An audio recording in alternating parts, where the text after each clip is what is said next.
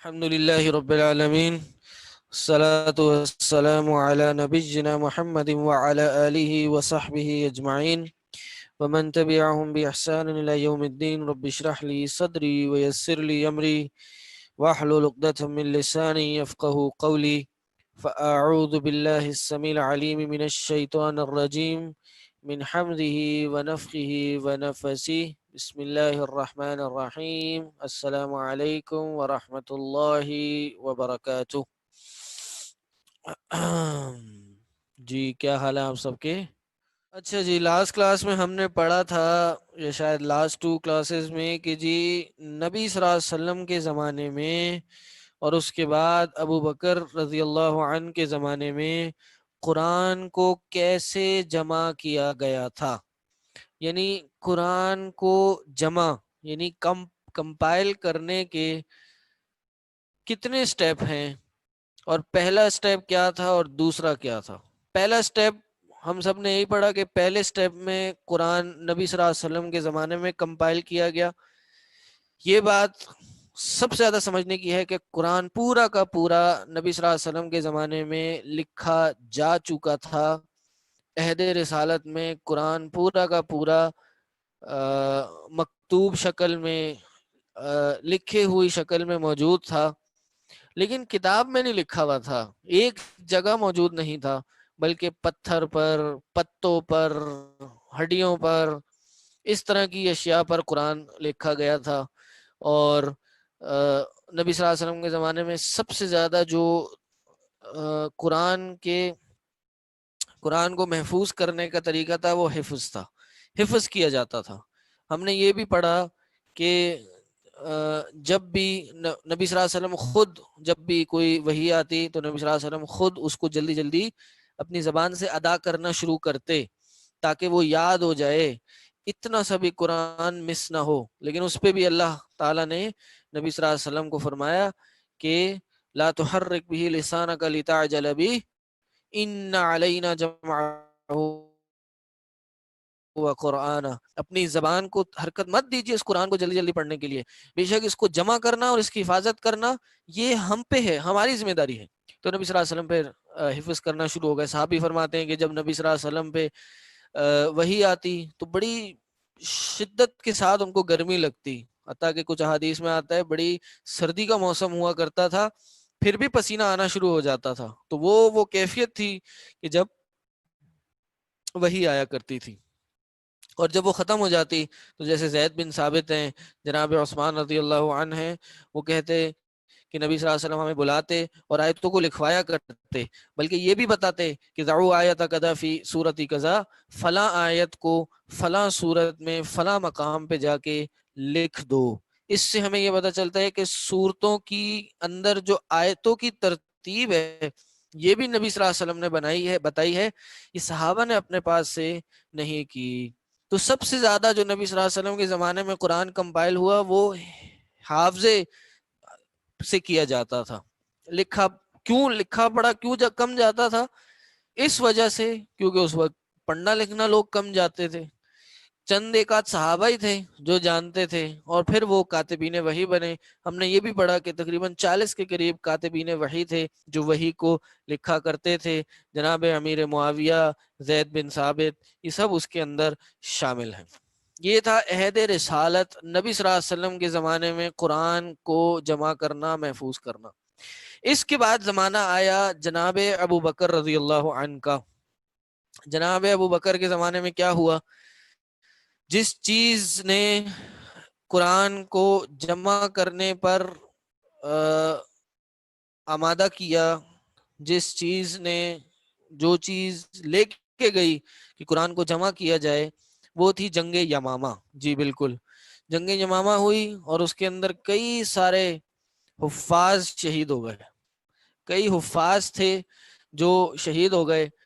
تو جناب عمر رضی اللہ عنہ ابو بکر کے پاس آئے، کہنے لگے کہ اگر اسی طرح حفاظ اس دنیا سے جاتے رہے تو قرآن کا ایک بہت سا حصہ اٹھا لیا جائے گا، لوگ بھول جائیں گے، تو کیوں نہ قرآن کو جمع کیا جائے. یہ بات جب حضرت ابو بکر کو سنی تو انہوں نے کیا کہا؟ انہوں نے کہا کہ ایسا کام میں کیوں کروں جو نبی علیہ السلام کے زمانے میں ہو سکتا تھا اور انہوں نے نہیں کیا. لیکن پھر حضرت عمر نے ان کو کنونس کیا، اللہ نے ان کے دل میں بات ڈالی، انہوں نے کہا ٹھیک ہے قرآن کو ایک جگہ جمع کیا جائے. پھر وہ جناب زید بن ثابت کے پاس گئے، جناب زید بن ثابت کو کہا کہ ایسا کام کیا جائے. انہوں نے بھی آگے سے تھوڑا سا ریزسٹنس شو کی، انہوں نے کہا کہ میں ایسا کام کیوں کروں جو نبی صلی اللہ علیہ وسلم نے نہیں کیا. لیکن پھر بھی ان کو کنونس کرنے کے بعد ان کو کنونس کیا گیا اور وہ بھی راضی ہو گئے. انہوں نے پھر قرآن کو جمع کرنے کا کام شروع کیا. یہاں تک فرمایا کہ اگر مجھے اتنا بھاری کام ہے، اگر مجھے ایک پہاڑ کو دوسری جگہ منتقل کرنے کا کام دیا جاتا تو یہ میرے لیے زیادہ آسان تھا اس بات سے کہ مجھے قرآن کتاب اللہ کلام اللہ جمع کرنے کا حکم دیا جائے. اتنا ہیوی کام تھا میرے لیے. بہرحال انہوں نے کام کیا اور بالآخر قرآن کو ایک جگہ کتابی شکل میں جمع کیا گیا. یہ ایک جگہ جمع تو کیا گیا لیکن سنگل بک سنگل والیوم کی شکل میں نہیں تھا، بلکہ مختلف والیوم، ہر سورت کی ایک مصحف تھا.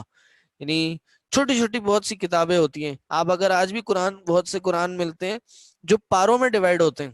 آپ دیکھیں گے ایک قرآن کا پیکٹ ہوگا، اس کے اندر 30 پارے ہوں گے. تو اسی طرح آپ سمجھ لیں وہ 114 سورتوں کا ایک مصحف تھا جو ایک جگہ جمع کیا گیا. اس کو کیا نام دیا تھا جی؟ ہم نے نہیں، مطلب اس کو کیا نام دیا جاتا ہے؟ جید ام الصحائف کہا جاتا ہے. ام الصحائف، صحیفوں کی ماں. اور پھر یہ صحیفہ جو تھا یہ ابو بکر رضی اللہ عنہ کے پاس تھا، پھر ان کے بعد حضرت عمر کے پاس گیا، پھر ان کے بعد ان کی بیٹی کے پاس گیا، اور پھر اس کے بعد اس کو ختم بھی کروا دیا گیا تھا. یہاں تک ہم نے پڑھا تھا. یہ ایک ریویو تھا، ریکیپ تھا ہماری پچھلی کلاس کا. کچھ خصوصیات تھیں اور ایک ڈفرنس یہ تھا، یہ بھی ہم نے پڑھ لیا. اب اس کے بعد حضرت عمر کا زمانہ گزرا، پھر جناب عثمان رضی اللہ عنہ کا زمانہ آ گیا. یہ تیسرا دور ہے قرآن جب جمع کیا گیا. پہلا نبی صلی اللہ علیہ وسلم کے زمانے میں حافظے سے کام چلایا. لکھت پڑھت کتنی تھی کہ جو صرف پتھر پر، لکڑیوں پر لکھا گیا. ٹھیک. دوسرا حضرت ابوبکر کا زمانہ کہ تمام لکھے ہوئے قرآن کو ایک جگہ جمع کر دیا گیا، لیکن کافی سارے والیومز تھے. ٹھیک. پھر تیسرا زمانہ جناب عثمان رضی اللہ عنہ کا آیا. قرآن کو 7 قراتوں میں، 7 لہجات میں، عرب قبائل کے 7 ڈائلیکٹس میں نازل کیا گیا. ٹھیک. کسی ڈائلیکٹ میں کسی معنی کے لیے کچھ لفظ استعمال ہوتا تھا. حضرت ابو بکر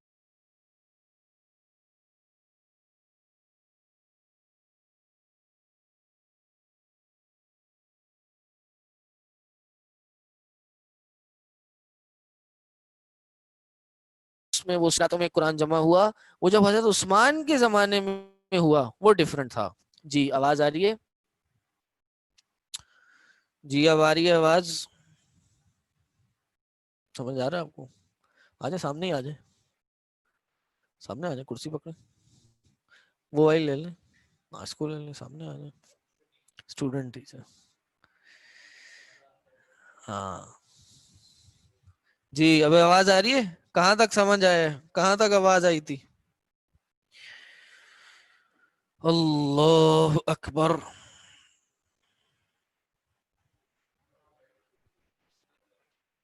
سردی لا رہی ہے یہاں پہ. ہاں وہیں بیٹھے، پھر چلیں وہیں بیٹھے.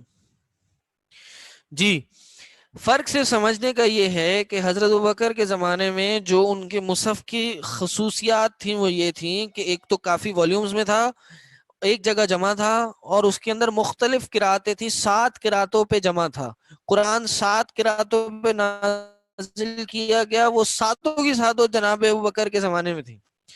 اب حضرت ابوبکر کا زمانہ گزرا، جناب عمر کا زمانہ گزرا، پھر جناب عثمان رضی اللہ عنہ کا زمانہ آیا. اب اس میں مسئلہ کیا ہوا؟ وہ یہ ہوا کہ یہ 7 قراتوں والا مسئلہ درپیش آیا، اور اس میں ہوا یہ کہ لوگوں میں آپس میں اختلافات ہونا شروع ہو گئے. ٹھیک. حضرت عثمان کے زمانے میں بہت سے علاقے فتح ہوئے، اسلام بہت دور دور تک پھیل گیا. جب اسلام دور دور تک پھیلا تو عربی لوگوں کے علاوہ اجمی لوگ بھی دین میں داخل ہوئے. اجمی لوگ کون ہوتے ہیں؟ اجمی لوگ کہتے ہیں نان عربس کو. نان عربس بھی دین میں داخل ہوئے. اب نان عرب جب دین میں داخل ہوئے تو ان کو تو عربک ہی نہیں آتی تھی، تو عربک کے ساتھ ڈائلیکٹ وہ کیسے سمجھتے؟ جیسے آپ اور ہم لوگ ہیں، ہم تو پہلے ان کے ساتھ ڈائلیکٹ، ساتھ قراتیں، یہ ہمیں کیسے سمجھ آتی؟ تو ان کے ساتھ بھی یہی مسئلہ ہوا. تو حذیفہ بن یمان رضی اللہ عنہ آذربائیجان اور ارمینیا کے مقام پر گئے فتح کرنے. تو وہاں انہوں نے یہ معاملات دیکھے کہ لوگ آپس میں لڑ رہے ہیں، جھگڑ رہے ہیں، ایک دوسرے پہ کفر کے فتوے لگا رہے ہیں کہ ایک کے پاس کسی کے تھرو ایک قرات پہنچی، دوسرے کے پاس دوسری پہنچی، تو دوسرے نے کہا تم غلط قرآن پڑھ رہے ہو، پہلے والے نے دوسرے کو کہا کہ تم غلط قرآن پڑھ رہے ہو، تمہارے پاس جو قرآن ہے وہ صحیح نہیں ہے، تم کافر ہو گئے. پہلے والے نے کہا تمہارے پاس صحیح قرآن نہیں ہے. تو یہ اس زمانے سے ہی یہ معاملات ہونا چلتے آ رہے ہیں، اور ہونا شروع ہو گئے تھے جناب عثمان کے زمانے میں. تو یہ جب واپس آئے حذیفہ بن یمان تو انہوں نے آ کے حضرت عثمان کو بتایا کہ یہ معاملہ وہاں چل رہا ہے. تو حضرت عثمان کو پہلے سے بھی کچھ شکایتیں موصول ہوئی، مصحف میں ایک ہی کی قرات پہ قرآن کو. جی آواز آ رہی ہے؟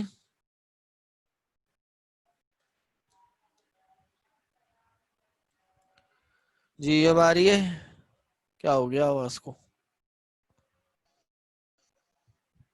جی. تو وہ ان کو اختلافات میں پڑ گئے، تو پھر حضرت عثمان نے فیصلہ کیا کہ قرآن کو ایک ہی لغت قریش پہ ہی جمع کیا جائے.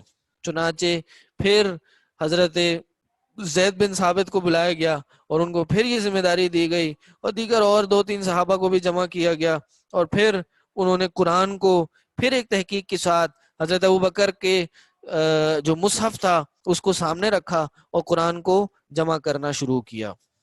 یہ قرآن حضرت ابوبکر والے سے کیسے ڈیفرنٹ تھا؟ یہ ایک والیوم میں تھا، نمبر 1. نمبر 2، یہ سنگل قرات سنگل ڈائلیکٹ میں تھا. ٹھیک. دوسرا سوال، حضرت ابو بکر کے زمانے سے حضرت عثمان کا زمانہ قرآن کے جمع کے اعتبار سے کیسے ڈیفرنٹ تھا؟ حضرت ابو بکر، پوائنٹ نمبر 1، ڈیفرنس نمبر 1، حضرت ابو بکر کے زمانے میں قرآن کے بھول جانے کا خطرہ تھا، اس وجہ سے جمع کیا گیا. جبکہ حضرت عثمان کے زمانے میں قرآن کی قراتوں میں اختلاف بڑھنے کا خطرہ تھا، اس وجہ سے قرآن جمع کیا گیا. چلے میں انشاءاللہ اذانیں ہونی ہے، انشاءاللہ پھر نماز کے بعد ریپیٹ کریں گے. نماز کے بعد میں آپ کو ڈفرینسز اور بتا دوں گا. مائک بھی ریکنیکٹ کر لیں گے، آواز بھی ری چیک کر لیں گے. ٹھیک ہے جی. سبحانک اللہم وبحمدک، اشہد ان لا الہ الا انت، استغفرک و اتوب الیک. السلام علیکم ورحمۃ اللہ وبرکاتہ. جی الحمدللہ رب العالمین، وصلی وسلم علی من بعث رحمتا للعالمین وعلی آلہ وصحبہ اجمعین، آمین یا رب العالمین. جی آواز صحیح آ رہی ہے اب؟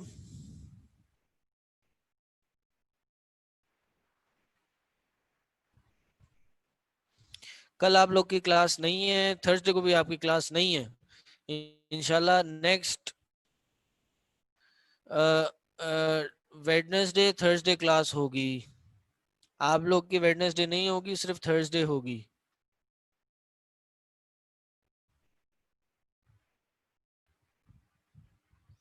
سارے ٹائم ٹیبل آپ لوگ کو واٹس ایپ کر دیے گئے ہیں، اپنی واٹس ایپ پہ چیک کر لیجئے. جی تو میں ڈیفرنس بتا رہا تھا کہ جناب عثمان اور جناب ابو بکر رضی اللہ عنہ کہ دور میں جو قرآن کمپائل ہوا دونوں میں کیا ڈفرنس تھا؟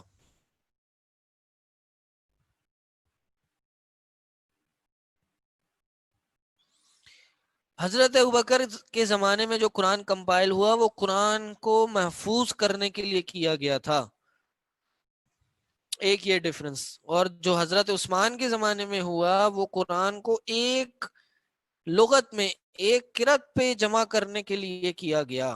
قرآن اختلافات کا خطرہ تھا اس لیے جمع کیا گیا. دوسرا ڈفرنس، حضرت ابو بکر کے زمانے میں قرآن کو 7 قرات پر جمع کیا گیا، 7 قرات پر جمع کیا گیا. اور حضرت عثمان کے زمانے میں ایک ہی قرات پر، قرات لغت قریش پر قرآن کو جمع کیا گیا.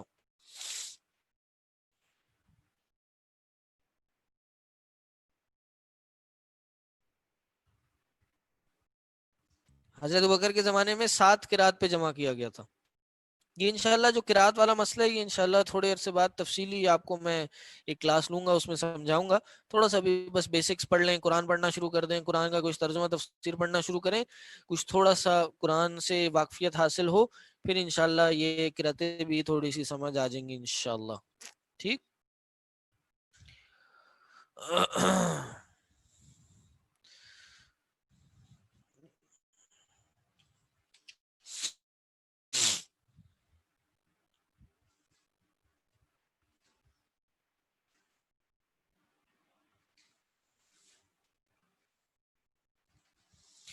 اچھا جی، قرآن کی تلاوت میں آسانی پیدا کرنے کے لیے کیا کیا گیا؟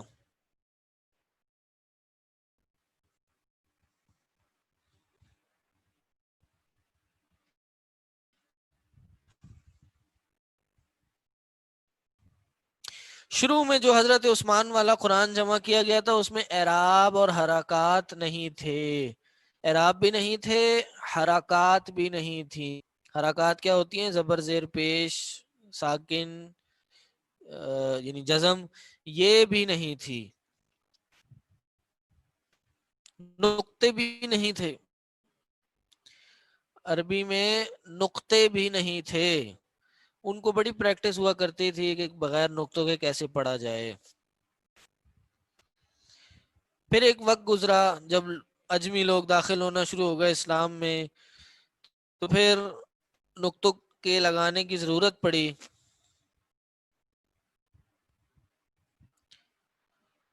تو پھر قرآن میں نقطے لگائے گئے. اجمی مینز نان عرب.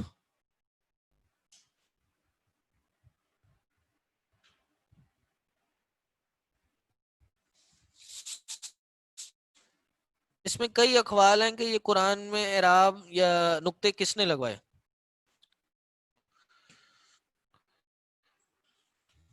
2 سے 3 اقوال ہیں. پہلا ابو الاسود الدولی نے لگائے، بس یہ سن لیں، کوئی اتنے ضروری نہیں ہے. دوسرا کوفہ کے گورنر زیاد بن ابی سفیان نے لگوائے. تیسرا قول یہ ہے حجاج بن یوسف نے لگائے. حجاج بن یوسف.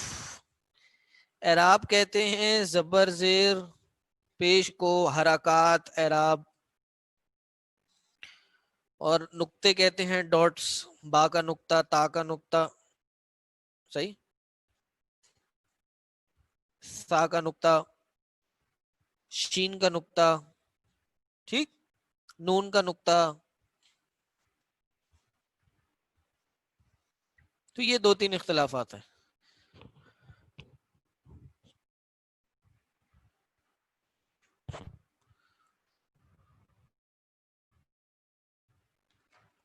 ظاہر نقطوں کے پڑھنے سے جو ہے وہ کافی تکلیف ہوتی ہے، کافی پریشانی ہو جاتی ہے بغیر نقطوں کے پڑھنے سے. لوگ بعض اوقات غلط پڑھ، جب نقطے نہیں ہوتے تو قرآن میں بھی غلطی ہو سکتی ہے، عربی کی عام عبارت میں بھی غلطی ہو سکتی ہے. وہ ایک مشہور مقولہ ہے اردو کا، جانتا ہے کوئی نقطوں کے حوالے سے؟ ہاں جی، آپ جانتے ہیں؟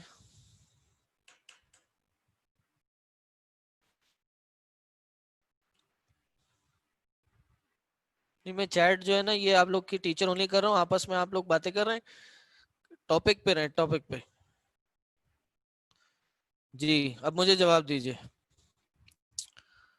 نقطوں کے حوالے سے کسی کو کوئی اردو میں مقولہ یاد ہے؟ نہیں ہے؟ ہاں کہتے ہیں کہ ہم، ہاں جی، ہم دعا لکھتے رہے، ہم دعا لکھتے رہے، وہ دغا سمجھتے رہے، ایک ہی نقطے نے محرم سے مجرم بنا دیا. اب یہ کیسے بنایا نقطے نے، یہ بھی سمجھ لیں. یہ نا جی، ہم دعا لکھتے رہے، ٹھیک، وہ دغا سمجھتے رہے، ٹھیک. اب یہ دعا اور دغا میں کیا فرق ہے؟ ایک نقطے کا. ایک ہی نقطے نے محرم سے مجرم بنا دیا. تو محرم اور مجرم میں بھی کیا فرق ہے؟ نقطے کا. تو ایک نقطے سے بھی پلٹ جاتے ہیں معانی.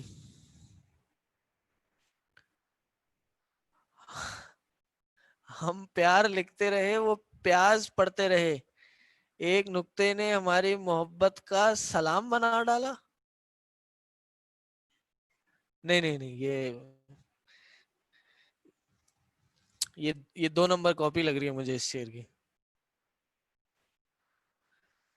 جی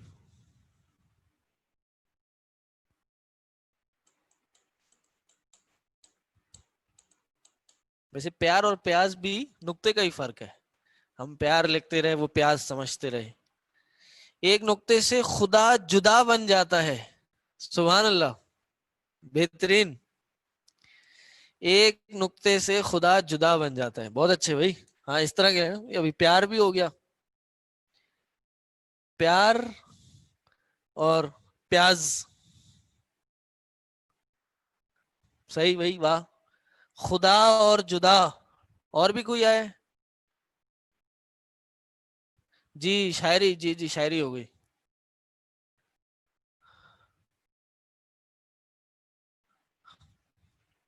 خدا اور جدا، نقطہ اوپر کے نیچے کیا، فرق آ گیا. ہاں جی اور لائیں، اور ایسے کام میں ماشاءاللہ بڑے ماہر ہوتے لوگ ہیں.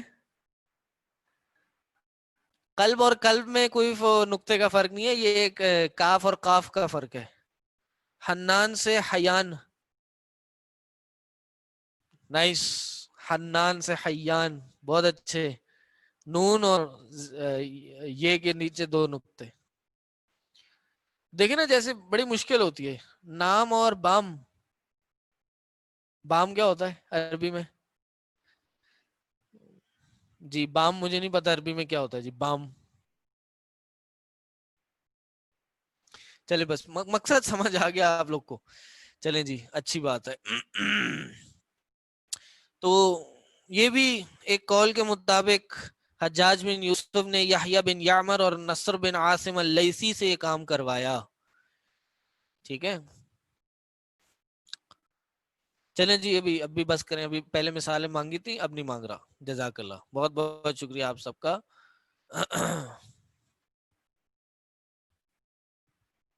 اور ابھی ہم یہ بھی بات نہیں کر رہے حجاج بن یوسف کیسا تھا، صاحب سے بغض نہیں رکھتا تھا، رکھتا تھا. جی اس کے بڑے گناہ ہیں، بڑے معاملات ہیں، بڑی سنگین جرائم ہیں، لیکن ہم یہ بات کر رہے ہیں اس نے یہ کام کروایا تھا. ٹھیک ہے پھر زبر زیر پیش بھی لگتے گئے. چلیں یہ تو ہو گئی قرآن کے رکعات، حرکات اور نقطوں کے حوالے سے کچھ بحث.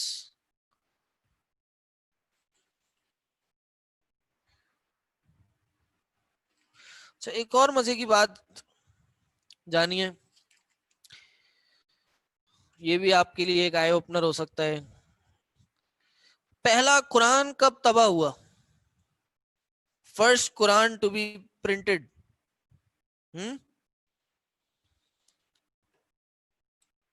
پہلے جب قرآن پرنٹنگ پریسز نہیں لگی تھیں، جی بار بار سوال کر رہے ہیں، اس کا میں جواب دے چکا ہوں. جی پہلے جب پرنٹنگ پریس نہیں لگی تھی تو قرآن کریم ہاتھ سے لکھا جاتا تھا. لوگ قرآن کو پورے قرآن کو ہاتھ سے لکھتے تھے، یہاں تک کہ حدیث کی کتابیں ہاتھ سے لکھا کرتے تھے. میں بھی پچھلے دنوں ہی فیس بک پہ ہمارے ایک دوست ہیں، مدینہ یونیورسٹی میں پڑھتے ہیں، ماسٹرز میں یا غالباً پی ایچ ڈی میں پڑھتے ہیں. انہوں نے لکھا کہ ایک وقت ایک سلف میں سے کسی نے پوری صحیح مسلم اپنے ہاتھ سے لکھی تھی. پھر اور وہ اس سے بڑی محبت کرتے تھے اپنے نسخے سے. ٹھیک، تو جب پوری صحیح مسلم اپنے ہاتھ سے لکھی تو ایک وقت آیا کہ ان کے حالات اتنے کمزور ہو گئے، اتنا ان کو پیسوں کی ضرورت پڑ گئی کہ ان کو وہ نسخہ بیچنا پڑ گیا. کیونکہ بکتے بھی تھے، لکھا ہوا قرآن بیچا جاتا تھا، لکھتی ہوئی بخاری، لکھی ہوئی صحیح مسلم بیچی جاتی تھی، لوگ خریدتے تھے. بہت سے لوگوں کا کام ہی روزگار ہی اس طرح چلتا تھا، وہ قرآن لکھا کرتے تھے، لکھ لکھ کے حدیث کتابیں لکھ کے بیچا کرتے تھے. صحیح. تو انہوں نے اس پہ بڑے درد بھرے اس نسخے پہ الفاظ جملے لکھے تھے کہ ایسا وقت کسی پہ نہ آئے، ایسا لمحہ کسی پہ نہ آئے کہ انسان، وہ اشعار عربی اشعار میں لکھے تھے، مجھے صحیح الفاظ نہیں یاد، کہ انہوں نے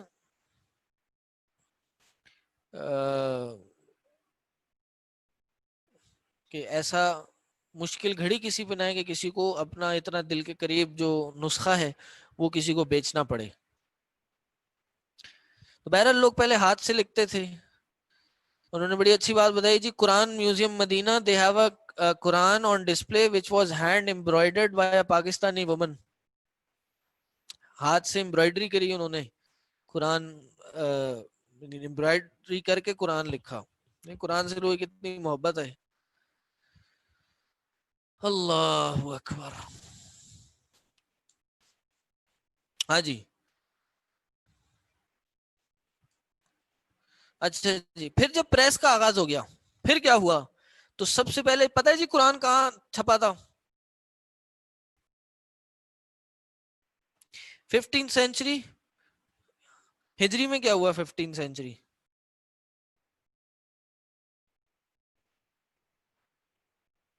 1700، 1600.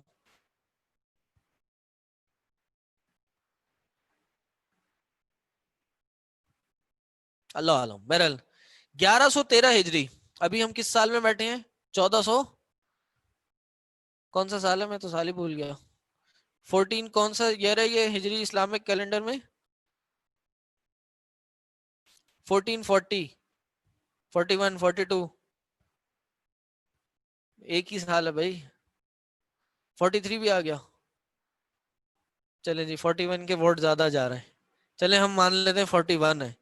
تو 1113 ہجری، تقریباً 327 سال پہلے. کتنے؟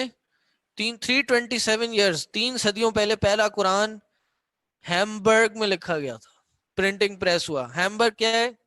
ہیمبرگ از ان جرمنی، جرمنی میں. اور اس کا ایک نسخہ دارالکتب مصر میں بھی موجود ہے.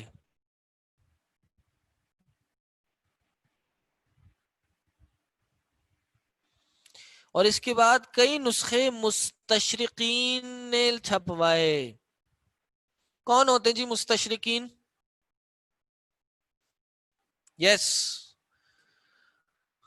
اورینٹلسٹ. ان کا کیا کام ہوتا ہے؟ مستشرقین. 1113 ہجری میں لکھا گیا جی. To distort the image of Islam. پہلے قرآن اسلام کو پڑھتے ہیں، حدیث کو پڑھتے ہیں، قرآن کو پڑھتے ہیں اتنا، بلکہ اس سے بھی زیادہ جتنا مسلمان پڑھتے ہیں، اور پھر اس میں سے دلائل نکالتے ہیں جو قرآن کے خلاف جاتے ہیں اور دین کے خلاف جاتے ہیں. اور یہ بہت ہو رہا ہے ویسٹرن یونیورسٹیز میں. یہ جو ماسٹرز اور پی ایچ ڈی کراتے ہیں نا اسلامک اسٹڈیز میں، وہیں پہ یہ ہو رہا ہے. بدقسمتی سے بہت سے مسلمان اسپیکرز اسکالرز بھی اس ویسٹرن اورینٹلزم اور فلسفی کا جو ہے نا شکار ہو گئے. جی آواز آ رہی ہے؟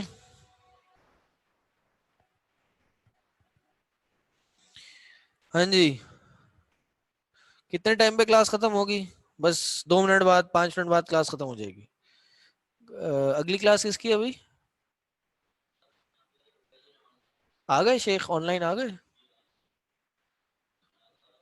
شیخ آپ آن لائن آ جائیں تو بتا دیں، ہم کلاس ختم کر دیں گے. پھر انشاءاللہ عید کے بعد حدیث وہ تفسیر پڑھیں گے. تفسیر کیا ہے اور تفسیر ہم کہاں سے لیتے ہیں؟ تفسیر کا علم، قرآن کی تفسیر کدھر سے لی جاتی ہے؟ ماخذ تفسیر، سورسز آف تفسیر. مستشرقین، کین نہیں، کاف نہیں ہے، قاف ہے. مستشرق، شرق سے، مشرق سے نکلا یہ. مستشرقین.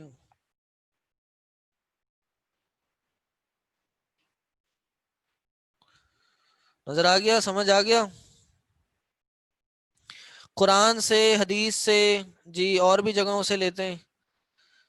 وہ انشاءاللہ ہم انشاءاللہ عید کے بعد پڑھیں گے. آپ لوگ اپنی عید کی چھٹیاں اچھے سے گزاریں. خوب جو کلاسوں میں پڑھا اس کو خوب ریوائز کریں. امید کرتے ہیں کہ آپ اس عید پہ ملنا ملانا کم کریں گے اور پڑھنا پڑھانا زیادہ کریں گے. اور آپ سب کو بھی عید مبارک. تقبل اللہ منا ومنکم. انشاءاللہ عید کے بعد ملاقات ہوگی. سوال آیا کہ جی آن سائٹ کلاسز سٹارٹ ہو جائیں تو آن لائن والے تو نگلیکٹ نہیں ہوں گے؟ ہو سکتے ہیں، نہیں اتنا نہیں ہوں گے انشاءاللہ. آن لائن والوں کا بھی لیپ ٹاپ ہر کلاس میں سامنے کھلا ہوتا ہے، تو انشاءاللہ آپ لوگ کے سوالات بھی لیتے رہیں گے. جمعرات کو کلاس نہیں ہے؟ جی نہیں ہے.